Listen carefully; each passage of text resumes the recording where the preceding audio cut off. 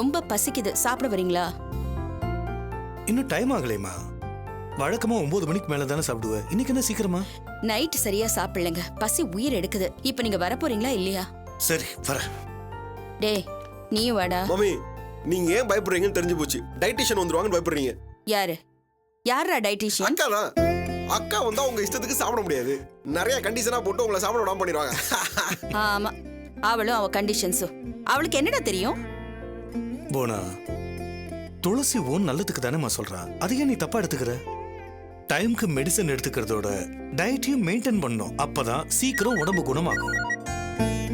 ஓ, அந்த பெரிய மனுஷன் வந்ததுக்கு அப்புறம் சாப்பிட்டா போதுங்கிறீங்களா? சே பசிக்குதுங்கிற, நீ போய் சாப்பிடு, நான் இதை வரேன்.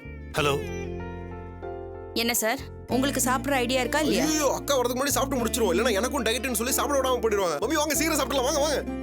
எவ்வளவு அமௌண்ட் சொன்னீங்க? 5 lakhs.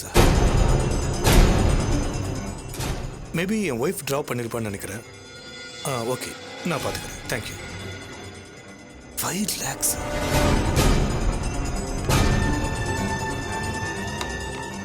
முனா, பேங்க்ல இருந்து 5 lakhs ட்ராப் பண்ணியா? ஆமாங்க. எதுக்கு? யாருக்காவது பேமெண்ட் கொடுத்தியா? ஆமாங்க.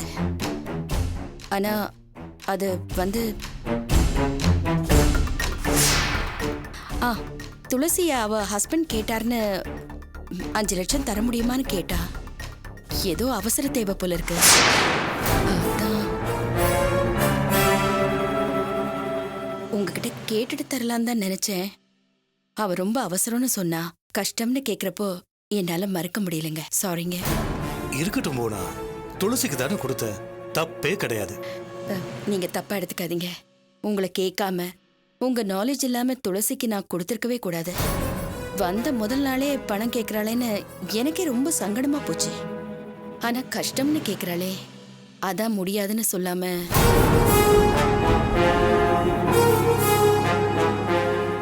போனா, துளசி நம்ம வீட்டு பொண்ணு போலதான். நீ எப்ப வேணாலும் தயங்காம உதவி பண்ணலாம். என்ன கேட்கணுங்கிற அவசியமே இல்ல. ஏதோ அவசரம்னு கேக்குறா, கொடுக்கலன்னா நல்லா இருக்காது. அது மட்டும் இல்லாம அவ உரிமையோட கேட்டதே பெரிய விஷயம்.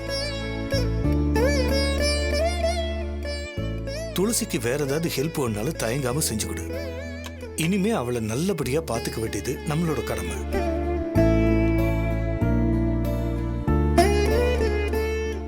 என்னங்க, துளசி கிட்ட இத பத்தி எதுவும் கேட்டு வச்சிடாதீங்க. அவ வருத்தப்படுவா. சச்சே, நான் ஏமா கேட்க போறேன்? அதுக்கு இல்லைங்க, அவ யாருக்கும் தெரிய வேண்டாம், இது நமக்குள்ளேயே இருக்கட்டும்னு சொன்னா. இல்லம்மா, இத பத்தி கேட்டு துளசியை நான் சங்கடப்படுத்தவே மாட்டேன். அமௌண்ட் பெருசா இருக்கிறதுனால தான் உன்னையே நான் கேட்டேன். இது ஒரு மேட்டரே கிடையாது. சாப்பிடு. பொய் சொல்லி ஏன் கழுத்துக்கே கத்தி வச்சிட்டீங்களா? கில்லாடிதான். உங்க டிராமா முடிஞ்சது, இப்ப என்னோட டிராமா. அம்மா, வாமா துளசி. அம்மா எப்படிமா இருக்கீங்க? நைட்ல நல்லா தூங்குனீங்களா? உடம்புக்கு ஒன்றும் பிரச்சனை இல்லையே? அம்மா, உங்களுக்கு சீக்கிரமே குணமாகணும்னு கோயிலுக்கு போய் வேண்டிட்டு வந்திருக்கேன்.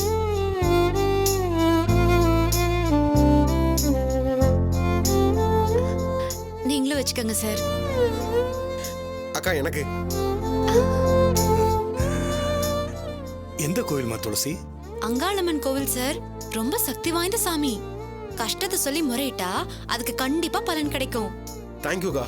உங்க வேண்டுதல் நிச்சயமா பலிக்கும். அம்மா, நீங்க இன்னும் சாப்பிடல தானே? இல்ல. நல்லதா போச்சு. விரதம் இருந்து கோவிலுக்கு வரதா வேண்டிட்டு வந்திருக்கேன்.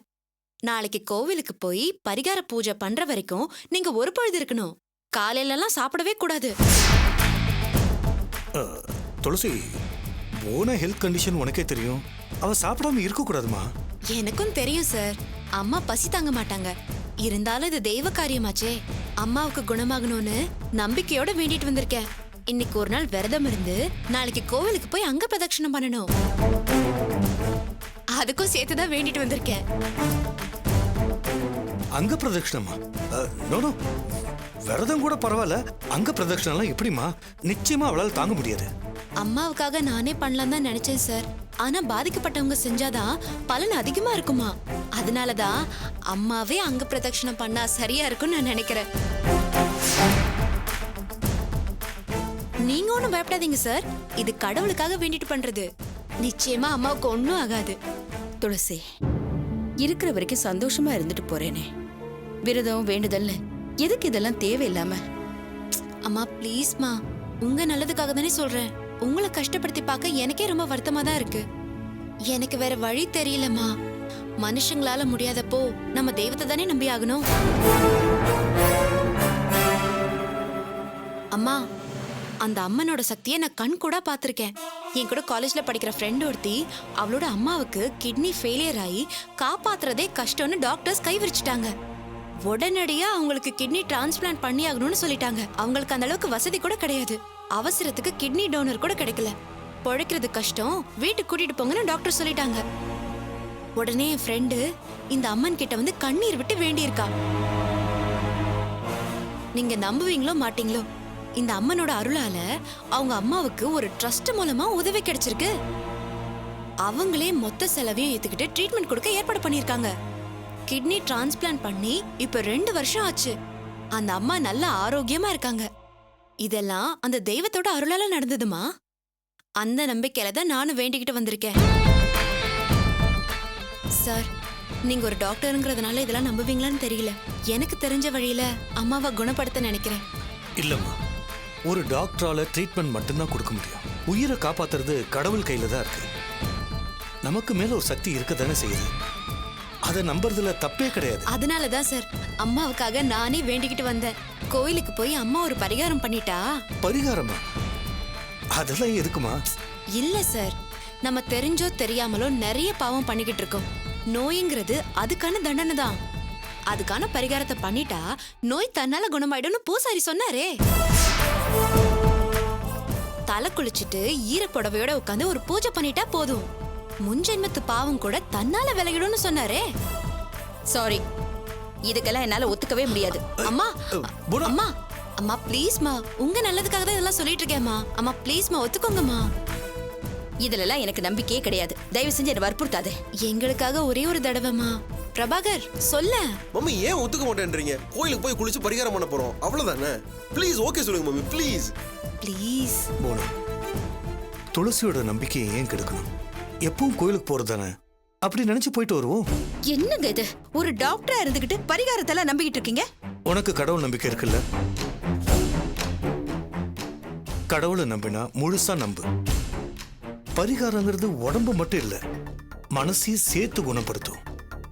மற்றவங்க மனசை ஹர்ட் பண்ணிட்டேன்னு கொஞ்ச நாளாவே நீ புலம்பிட்டு தான் இருக்க. விஞ்ஞானத்தால வியாதிக்கு மட்டும்தான் மருந்து இருக்கு. குற்ற உணர்ச்சிக்கு கடவுள்கிட்ட மட்டும்தான் மருந்து இருக்கு. மனசும் உடம்பு ஒன்னா குணமாகணும்னா இதுக்கு நீ ஒத்துக்கிட்டு தான் ஆகணும். துளசி, அம்மாவை நான் கூட்டிட்டு வரேன், நீ கவலை விடு. என்னங்க, பட்டினி கடந்து மண்ணுல உருண்டு ஈர புடவையோட போய் உட்கார்றத பத்தி நீங்க கவலைப்பட மாட்டீங்க. என்ன கஷ்டப்படுத்தி பார்க்கணுங்கிறது தான் உங்க ஆசையா?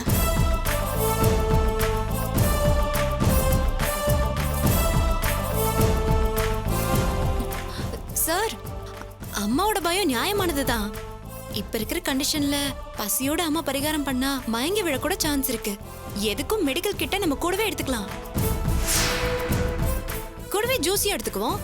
முடியலனா ஜூஸ் குடிச்சு விரதத்தை கைவிட்டுடலாம்.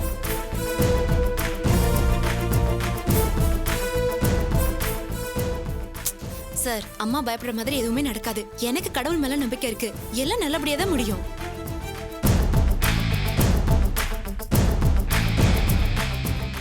சரிம்மா, நீ சொன்ன மாதிரி செஞ்சிடலாம். Thank you sir.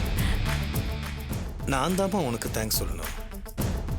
அம்மாவை காப்பாற்ற முடியுங்கிற உன்னோட நம்பிக்கை, முயற்சி, இதெல்லாம் பார்க்கும்போது எனக்கே ஒரு நம்பிக்கை வருதும்மா. இது எல்லாத்தையும் விட இவ மேல நீ வச்சிருக்கிற பாசம், அதுக்கு ஈடா எதுவுமே கிடையாது. ஐயா. வாங்க சார். 2 நாள் எங்க போயிருந்தீங்க? ஐயா, உடம்பு சரியில்லை, அதனால தான். இப்போ உடம்பு எப்படி இருக்கு? சுமாரா இருக்கையா.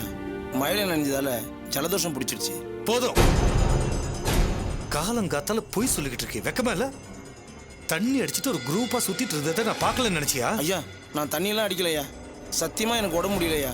ஹலோ, யார்கிட்ட பேசிட்டு இருக்கீங்க? அவர் தான் நீங்க குடிச்சதை பார்த்திருக்காருல்ல. சத்தியமா சொல்றேம்மா, நான் குடிக்கவே இல்லைம்மா. சொந்தக்காரங்க ஊர்ல இருந்து வந்தாங்கம்மா. அவங்க கூட இருந்தா சந்தோஷப்படுவாங்கன்னு தான்.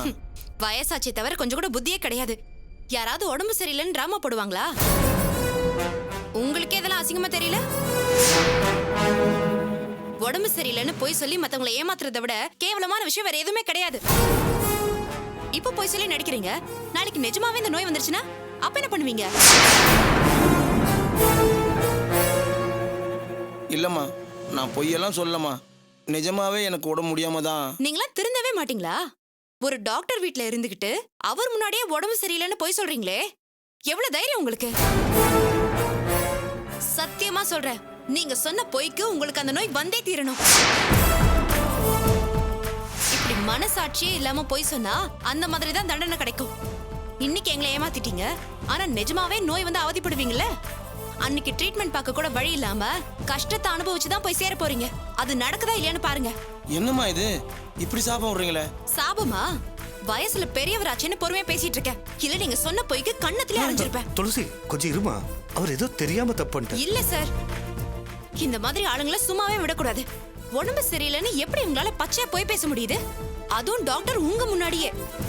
சார், உடம்பு சரியில்லைன்னா தரன்னு இழுத்துட்டு போய் ஹாஸ்பிட்டல்ல செக்அப் பண்ணணும். அப்பதான் இவங்க பொய் சொல்றாங்களா உண்மை சொல்றாங்களான்னு தெரியும். அக்கா விடுங்கக்கா, வயசானவர் பாவம். ஆனா இனிமே இப்படி பண்ணாதீங்கண்ணா, நீங்க போங்க. சரி தம்பி. எனக்கு பொய் சொன்னா சுத்தமா பிடிக்காது பிரபாகர். ஆரோக்கியமா இருக்கிற ஒருத்தர் உடம்பு சரியில்லைன்னு பொய் சொல்றது தப்பு இல்லையா? அதான் கோவம் வந்து திட்டிட்டேன். அக்கா உங்களுக்கு இந்த அளவுக்கு கோவம் வருமா? நீங்க கோவப்பட்டு நான் பார்த்ததே இல்லையே. ஆமா இல்ல, நான் எப்போ இப்படிலாம் டென்ஷன் ஆகவே மாட்டேன். இங்க வந்ததுக்கு அப்புறம் அம்மாவோட குணம் எனக்கும் ஒட்டிக்கிச்சு போல இருக்கு. அம்மா தான் வேலை பாக்குறவங்க கிட்ட ஹாஷா பேசுவாங்க, நானும் அப்படி பேசிட்டேன். ச்சே, நான் அப்படி பேசி இருக்கவே கூடாது. சரி விடு துளசி, இனிமே அப்படி பேசாத. இல்ல சார், அவர்கிட்ட நான் சாரி கேட்டே ஆகணும். அம்மா, சாரும் பிரபாகரும் சாப்பிட்டோம், நீங்க வாங்க நாம போய் அவர்கிட்ட சாரி கேட்போம். நான் எதுக்காக கேட்கணும்? ஐயோ அம்மா, நான் உங்களை சொல்லவே இல்ல, நீங்களா போய் சொன்னீங்க. அவர் தானே சொன்னாரு, அவர்கிட்ட நான் சாரி கேட்டுக்கிறேன். நீ போய் கேட்டுக்க, எனக்கு தலைவலியா இருக்கு. அச்சச்சோ, இப்பெல்லாம் உங்களுக்கு அடிக்கடி தலைவலி வருதுல்ல? சார், இவங்களை கூட்டிட்டு போய் ஒரு ஸ்கேன் எடுத்து பாத்துருவோம். பிரெயின்ல ஏதாச்சும். ஏய், இது சாதாரண தலைவலி. ஓ, சாதாரண தலைவலியா? தைலம் பூசிக்கிறீங்களா இல்ல ஆவி பிடிக்கிறீங்களா? ஷோ ப்ளீஸ், எனக்கு கொஞ்சம் தொந்தரவு பண்ணாம இருக்கியா? சாரிம்மா, நீங்க ரெஸ்ட் எடுத்துக்கங்க, தலைவலி தானே சரி போயிடும்.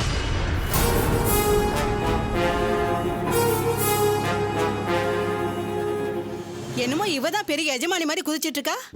இவளே ஒரு துரோகி. பொய் சொல்றத பத்தி இவ பேசுறா. நோ வந்து செத்து போயிடுன்னு சாபம் விடுறாமா. நோய் நோக்கடெல்லாம் அவள மாதிரி ஆளுங்களுக்கு தான் வரும். இங்க வந்து இருந்தாங்களே சுந்தரியம்மா, அவங்க அம்மா 2 பேரும் எவ்வளவு நல்லவங்க. இவ மேல எவ்வளவு நம்பிக்கை வச்சிருந்தாங்க. அவங்களுக்கே துரோகம் நினைச்ச பாவி. இவெல்லாம் நல்லாவே இருக்க மாட்டா. அவங்க எப்படி இருந்துட்டு போட்டோம், இவ போடுற ஆட்டம் தாங்க முடியலையே. இது எத்தனை நாளைக்குன்னு தெரியலையே. இவெல்லாம் பணத்துக்காக தான் வந்திருப்பா. முடிஞ்ச வரைக்கும் கறந்துகிட்டு தானா போயிருவா.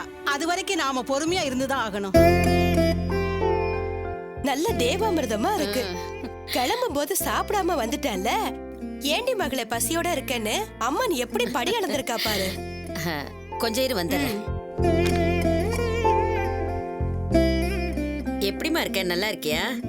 யார் நீங்க? என்ன அடையாளம் தெரியல? நான் தான் கல்யாணியோட அம்மா. அன்னைக்கு கூட துளசிய கூட்டிட்டு போக வீட்டுக்கு வந்தியே. ஓ அப்படியா? எப்பவோ பார்த்தது, அதான் மறந்து போச்சு.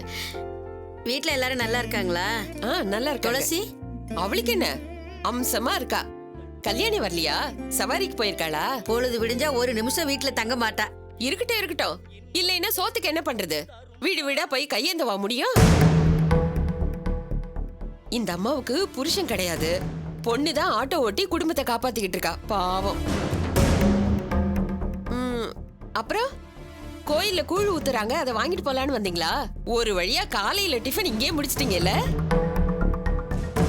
ஆமா, பொண்ணுங்களை ஏன் கூட்டிட்டு வரல? ஸ்கூலுக்கு போயிருக்காங்களா? அப்ப அவங்களுக்கு சாப்பாடு வர்றப்பவே பெருசா பாத்திரம் கொண்டு வந்திருந்தா அவங்களுக்கும் வாங்கிட்டு போயிருக்கலாம்ல.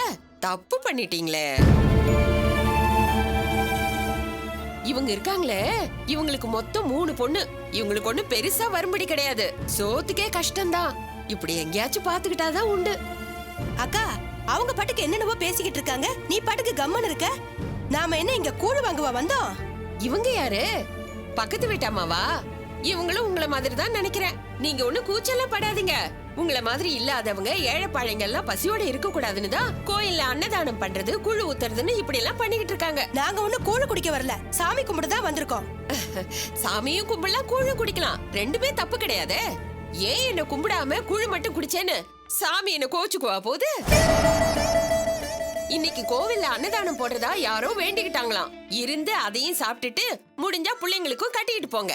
அதுங்களும் பசியோட இருக்கும்ல, பாவம்.